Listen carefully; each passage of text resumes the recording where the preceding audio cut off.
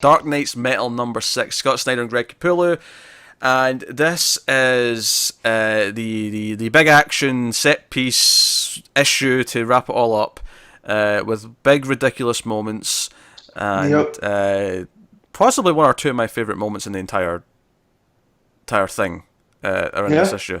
This is as metal as it gets. I think, if I'm looking back at the whole thing, critiquing it, I do think issue 4 and 5 could have probably just been smashed together into one issue, and that would have fixed some of my pacing issues. Well, and I would have liked some more of the Wild Hunt stuff thrown in, like seeded, as this was going, instead of just all in that one issue. Yeah, I would have felt definitely more cohesive. And I basically just put what was relevant in issue 4 into 5, and then made Wild Hunt the actual issue 5, and then...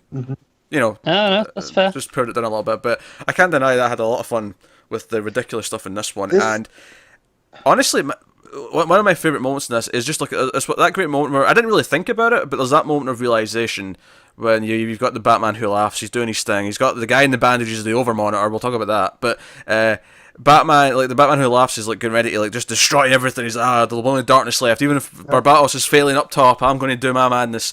And then you just, hear the voice. Well, I say hear, you read the voice, and then the next panel is just Batman in complete shadows, saying, he's basically mocking his cave, and you call this a bat cave? And this is a bat cave of the Batman who laughs in the foreground, and it sort of dawns on me, I'm like, they have not encountered each other yet. Holy shit! Nope.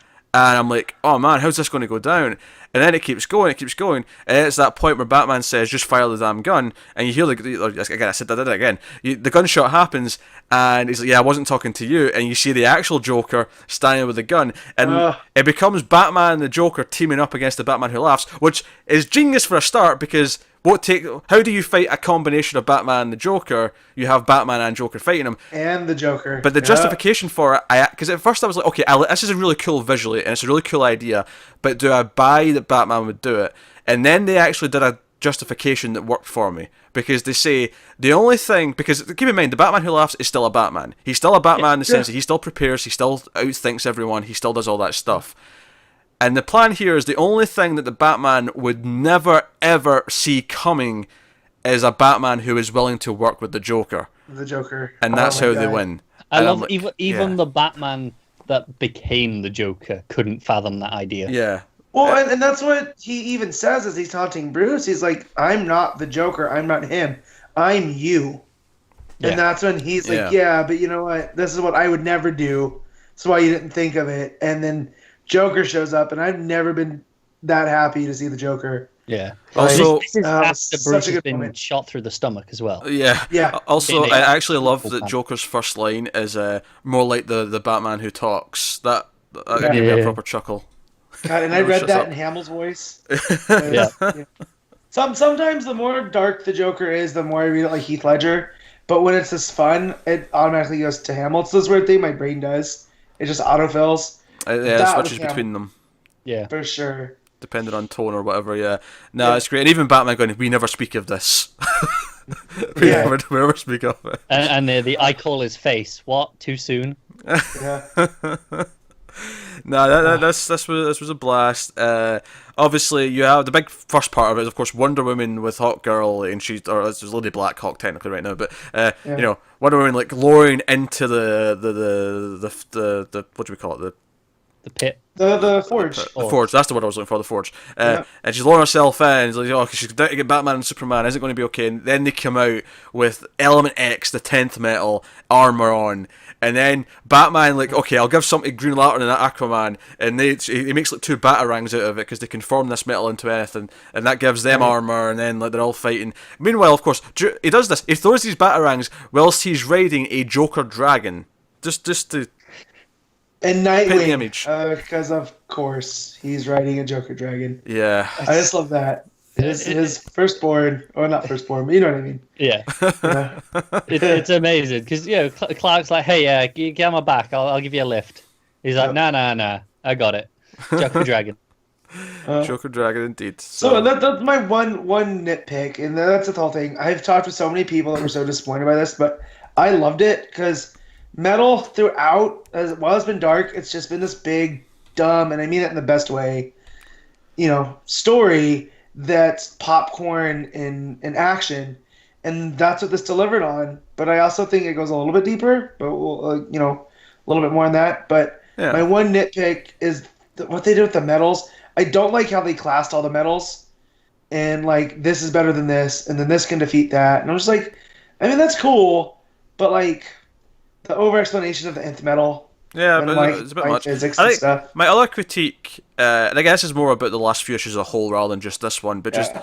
Barbatos ultimately didn't do anything that interesting. He's just kind of the big scary thing to punch at the end. He's Yeah. got a great presence still. Yeah. But the Batman So- who laughs is easily the more interesting of the two. He's the proper villain, Yeah. right? Yeah. But the way that I looked at this, and I was arguing with a friend about it, is Barbatos is like, oh, but Barbatos is built to be this big, scary, big bad that was unbeatable. Which one, when you have an unbeatable villain, to me that's not as interesting, because it's kind of like, well, what can you do? But I took Barbatos as he's the dragon, right? It was his job always to destroy things, and that's where, return them to the forge. And through this, he had a role to play, always. And that's the thing that's to be destroyed. So in trying to become something bigger, he became, what he was meant to do. He was fated to be destroyed. That was always, And Also- obviously, Like- Hawkman getting, like, remembering who he is and then fighting Barbatos as a giant hawk version of Yeah. himself. That was, fun. That's fun cool. stuff there. And ultimately, I just love the purple text. With he doesn't even need a speech bubble. It's that awesome. yeah.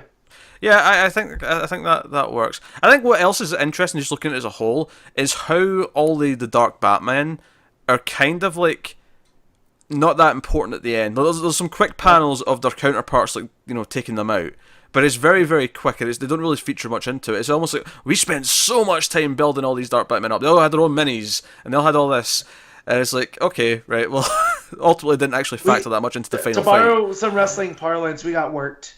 That's exactly what happened. Yeah. So like, look how cool these guys are. They're not going to factor in that much. I mean, Yeah. they did in what was the Justice League? It was around issue 3-ish, I think. No, I know, but what was that called? Oh, 'Cause you had Gotham Resistance, Bats which Out was of really Hell, good. I want to say. Yeah.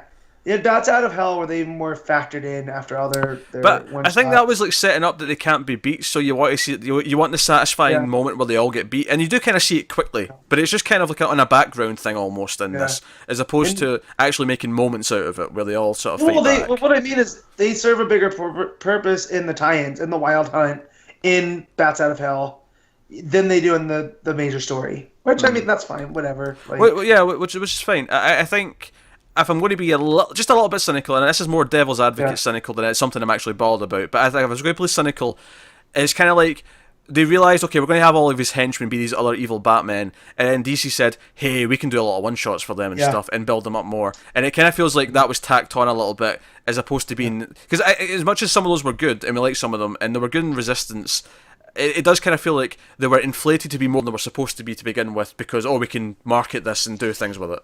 Yeah. I don't mind too much because not most of them were not.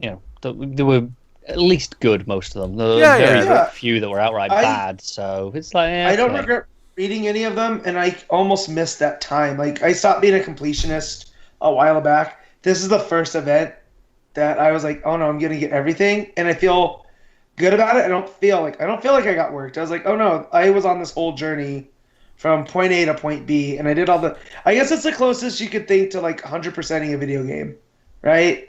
Like, I don't have that since I don't play video games, but I read every issue of this, sometimes twice, so... No, I think it's okay, yeah, they didn't necessarily lead anywhere, but I had fun reading the issues when they came out, so I don't regret it. No, I mean, this is the thing, I'm not necessarily complaining about this, it doesn't bother me that much, but it is something that I'm just kind of observing as I read this final issue and go, oh, they're basically taken out in one panel.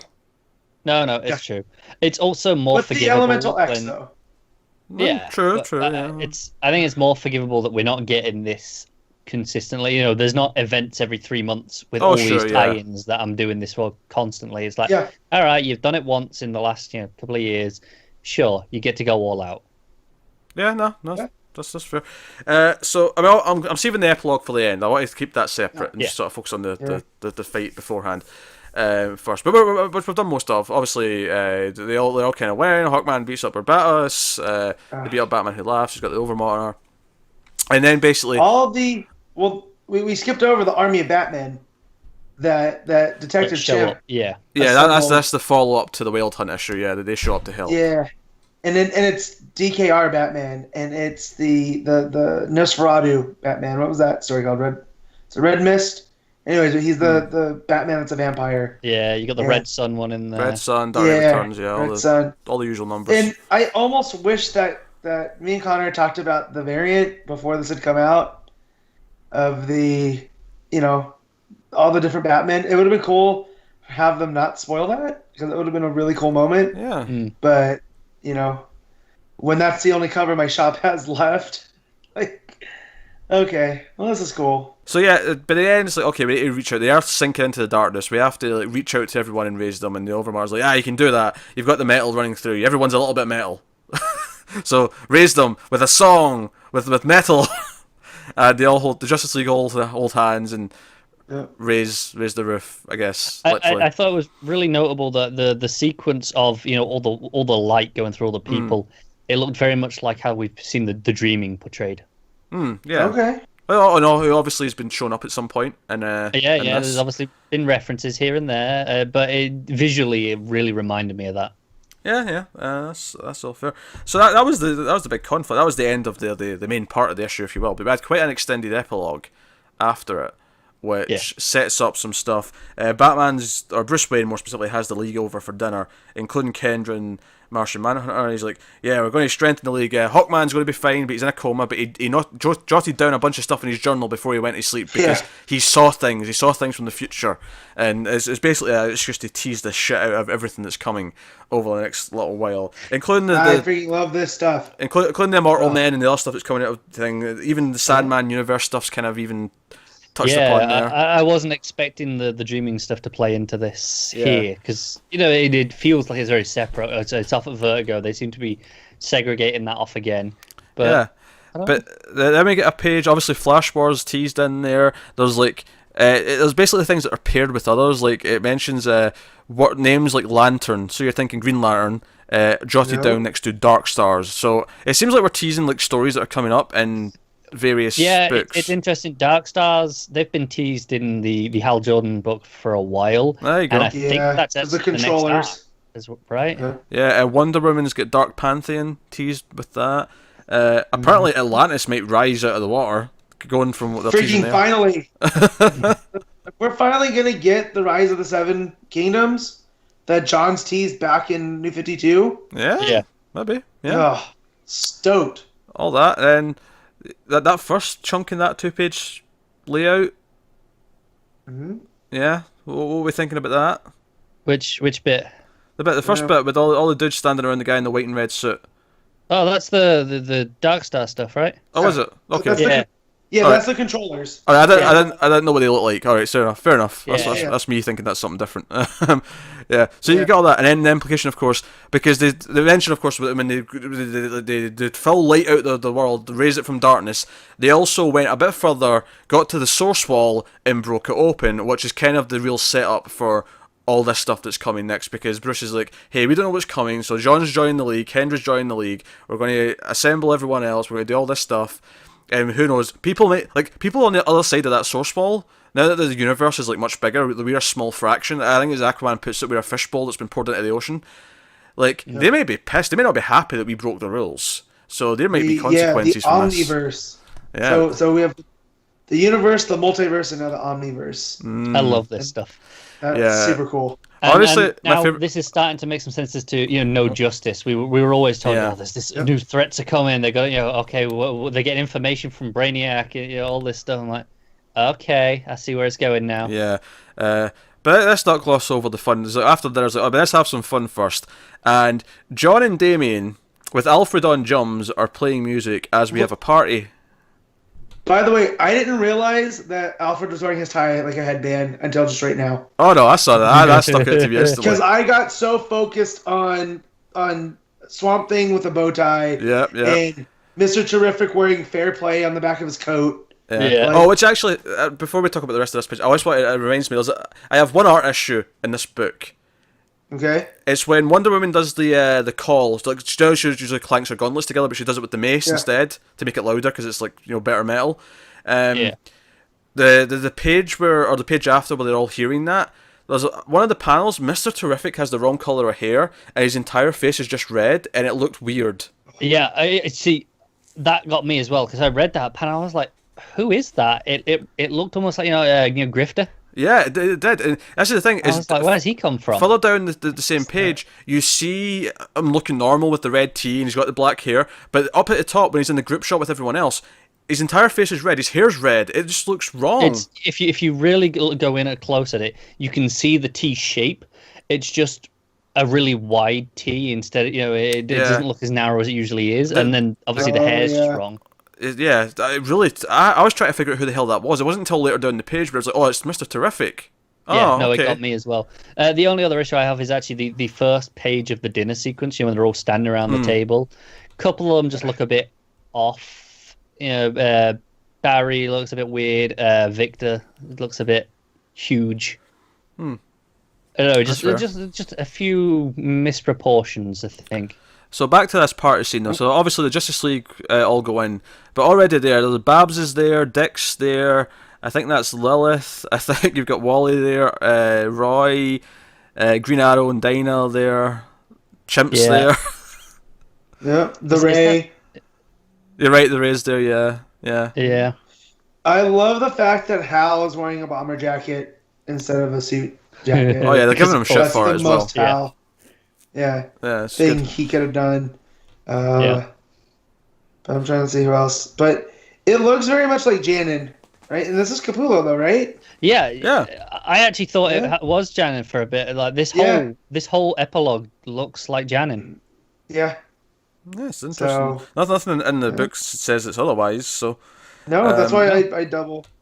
So of also, course, the editor's note on this page. Oh yeah. Says, "Remember, kids, what happens at a Batman party stays at a Batman party." Yeah. Like again, they're just keeping that fun. And then of course the final page is like basically Bruce is like, "Hey, other Trinity members, because we're the elders of the entire movement. Come with me." And he's like, "I've got a plan." And the final page is the blueprints for the Hall of Justice on the table, and it's like, oh man, like this final page, this final epilogue, really got me excited for all the stuff coming up. Yeah, it really did. This is why I read comics and stuff like this. Yeah, I honestly, as much as people say, metal's been kind of light and throwaway, it's been so much goddamn fun that I hope all this Justice League stuff going forward that Snyder's shepherding kind of keeps this tone and feel. But no, super pumped. All these big things. Hall of Justice is a base for all the teams and it's gonna be fun. Everything else, so it's exciting. Portals to get to the other ones. It's gonna be awesome. Hey, so that is Metal number 6. So big exciting. And obviously, it's been a long time. It started because we got the prelude issues starting in June last year. So it's been going on for a while. The casting. Yeah. So it's been a nice long odyssey, but no pun intended, because we're about to enter a new chapter. But who cares, because it gave us Justice League Power Rangers. It did do that. Well, and it gave us It did gave that us Starbro, yeah. All good things. Metal.